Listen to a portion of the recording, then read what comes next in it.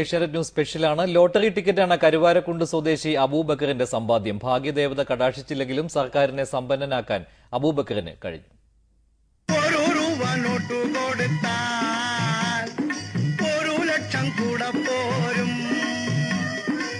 പലരും ലോട്ടറി സമ്മാനം കിട്ടിയ കാശുകൊണ്ട് സമ്പന്നരായപ്പോൾ കാശു കൊടുത്തെടുത്ത ലോട്ടറി ടിക്കറ്റാണ് അബൂബക്കറിന്റെ ഏക സമ്പാദ്യം.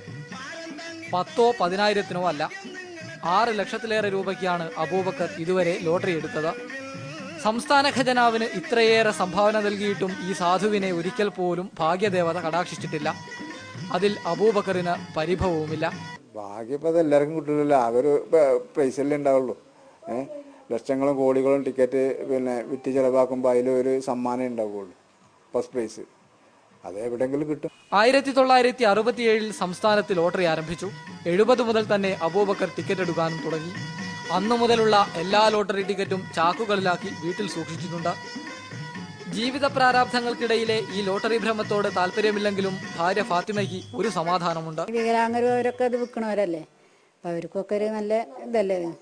നമുക്ക് 10 റുപ്യ ചിലപ്പോൾ പോകുള്ളൂ. കാരണം അവർക്കത് കിട്ടുമ്പോൾ 10 പേരെയൊക്കെ 10 റുപ്യ കിട്ടുമ്പോൾ അവർക്കും അതൊരു സഹായമാണ്. നമ്മളിപ്പോൾ 10 റുപ്യ മാറ്റി വെച്ചാൽ നമ്മളെടുത്ത് ഉണ്ടാവുന്നില്ല.